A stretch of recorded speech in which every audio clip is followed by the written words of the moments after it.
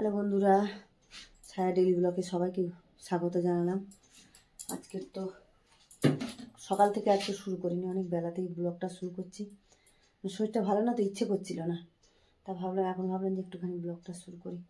তাই যে রান্না বান্না করবো, টিফিন খাওয়া হয়ে গেছে, ছেলে তোমাদের দাদাভাই খেয়েও বেরিয়ে গেছে ওরা সব কাজে।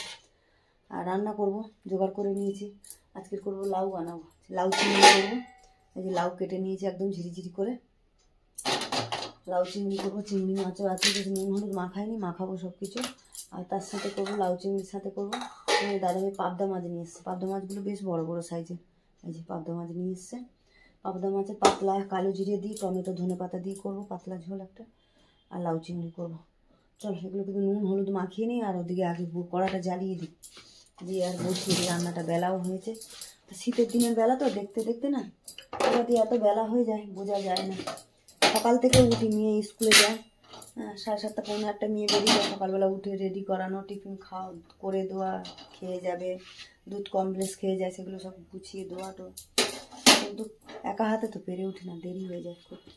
চলো রান্নাটা বসিয়ে দিই। চলো ওদিকে মাছে নুন হলুদটা মাখিয়ে নিই। ওদিকে তো কড়া জ্বালিয়ে দিয়েছি, কড়াটা গরম হচ্ছে, ততক্ষণ নুন হলুদটা মাখিয়ে নিই। আর এই মাছগুলো না খুব ফাটে, পাবদা মাছ, ওই জন্য একটু দিয়ে দেবো, তেল দেবো। চিংড়ি মাছেও নুন হলুদ দিয়ে দিই, নুনটা নিচে পড়লো, দিয়ে দিলাম। হলুদটাও দিয়ে দিই। চলো হলুদটা দিয়ে দিই, দিয়ে এবারে ভালো করে মাখাবো। এই যে দিয়ে দিলাম, তেল দিই, দিয়ে মাখিয়ে নিই।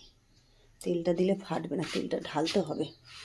তেল নেই, বোতলে তেলটা ঢেলে নেই, দাঁড়া, কেন মাছ ভাজা হবে না এইটুকু তেলে। চলো বন্ধুরা, তেল তো গরম হয়ে গেছে, পাবদা মাছগুলো দিয়ে দেবো, দিয়ে ঢাকা দেবো। যা ফাটে, ভয় লাগে আমার এই মাছ ভাজতে খুবই। চলো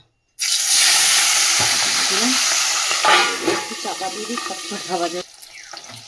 চলো বন্ধুরা, একবার ভাজা হয়ে গেছে এটা, আর বাকি তিনটে আছে, এটা ভেজে নেবে। যা ফাটছিল বন্ধুরা, আমি তো ঢাকা দিয়ে দিয়ে ভাজলাম। চলো এই মাছটা এবারে দিয়ে দিই। চলো বন্ধুরা, মাছটা তো ভেজে যে তুলে নিলাম, মাছ ভাজা হয়ে গেছে। এই তেলের মধ্যেই আমি দিয়ে দিচ্ছি ফোড়নে কালো জিরে। কালো জিরেটা ফোড়নটা তো ভাজা হয়ে গেছে। এরপরে এই যে দিয়ে দিচ্ছি আমি একটা টমেটো ঘষে নিয়েছি,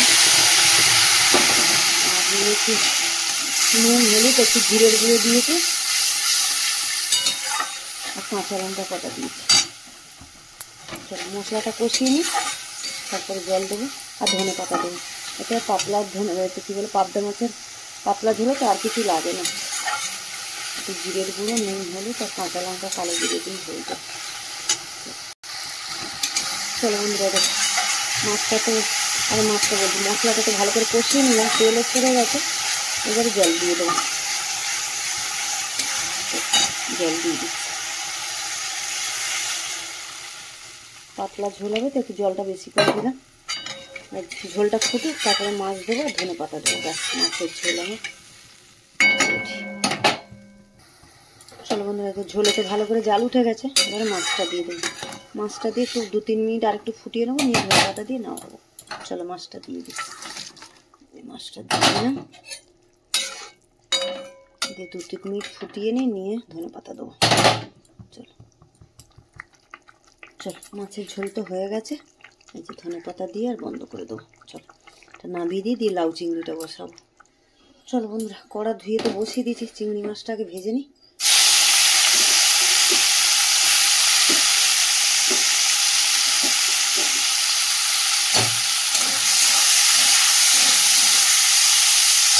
চিংড়ি মাছটা আগে ভেজে তুলে নিই। চলো বন্ধুরা, এটা চিংড়ি মাছটা তো ভাজা হয়ে গেছে, চল তুলে নিই চিংড়ি মাছটা। চলো বন্ধুরা, চিংড়ি মাছটা তো ভেজে তুলে নিলাম, ওর মধ্যে একটু তেল দিয়ে দিলাম, দিয়ে যে কালো জিরে ফোড়ন দিয়ে দিচ্ছি, একটা শুকনো লঙ্কা দিলাম ফোড়নে, তেজপাতাও দিয়ে দিলাম। ফোড়নটা তো ভেজে নিয়েছি, যে ওর মধ্যেই লাউটা কেটে রাখা লাউটা দিয়ে দিলাম। লাউটা কড়া ভর্তি হয়ে গেছে, একটু চাপা দিয়ে নুন দিয়ে রেখে দিলে একটুখানি হয়ে যাবে একদম।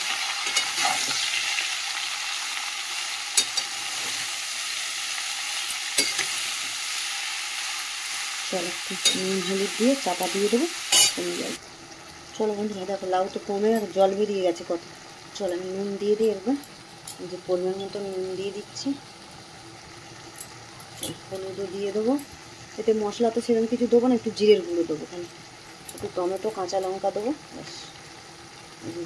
নুন হলুদ দিয়ে দিলাম, জিরের গুঁড়ো দিয়ে দিচ্ছি, আর দিয়ে দেবো এই যে টমেটো একটা কুচি করে নিয়েছি, আর কটা কাঁচা লঙ্কা দিয়ে দিয়েছি। তার সাথে আর কিছু দেওয়ার নেই। এবারে জল বেরিয়েছে, জলেতেই সেদ্ধ হয়ে যাবে। তারপরে চিংড়ি মাছ দেবো, আর কিছু দেওয়ার নেই। এতে লাউতে সেরকম কিছু লাগে না, জিরের গুঁড়ো, নুন, হলুদ, একটু ধনে পাতা দেবো না অবশ্য, আর মিষ্টি দিতে হবে একটু চিনি। চলো বন্ধু, লাউ চিংড়ি তো হয়ে গেছে, চিংড়ি মাছ দিয়ে দিচ্ছি, আর একটু মিষ্টি দিয়ে দিলাম, দিয়ে আর না দিয়ে দেবো, ধনে পাতাটা দেবো, দিয়ে জলও কমে গেছে। এদিকে ভাতও আমার হয়ে এসছে, ভাতের ফোনে ধরবো। রান্না বান্না শেষ, এগুলো গোছা ধোয়া মোছা করবো সব, মাজা ধোয়া করে চান, তারপরে শুধু লাউ চিংড়ি হয়ে গেল। চিংড়ি মাছ কটা ভাজা রেখেও দিলাম, ছেলে আবার লাউটা খেতে চায় না, ওই জন্য ওর জন্য আবার চিংড়ি মাছ ভাজা কটা রেখে দিলাম, ওকে মেখে দেবো, পেঁয়াজ লঙ্কা দিয়ে মেখে দিলে খেয়ে নেবে। চল, লাউ চিংড়ি হয়ে গেছে, এদিকে ভাতও হয়ে গেছে, ভাতের ফ্যানটা ঝাড়বো, ভাত হয়ে গেছে। চলো বন্ধুরা, এই যে রান্নাবান্না সেরে চান পুজো করে চলে এলাম, এসে খেতে দেবো। এবারে ছেলেকে খেতে দিয়ে তোমাদের দাদাভাই চানে গেছে কাজ থেকে এসে, এই যে গরম গরম ভাত, আর এখানে তো রান্না করেছি দেখালাম, এই যে পাবদা মাছ ঝোল করেছি একটু কালো জিরে দিয়ে পাতলা, আর এখানে লাউ চিংড়ি বানিয়েছি, কালকে চাটনি ছিল ওটাও বার করে নিয়েছি, আর এখানে ছেলের জন্য যে চিংড়ি মাছ মেখে দিয়েছি, ছেলে লাউ খেতে চায় না বলে ওর জন্য। চলো আজকের ব্লগটা তাহলে এখানেই শেষ করছি, দেখা হচ্ছে পরের ব্লগে। চলো।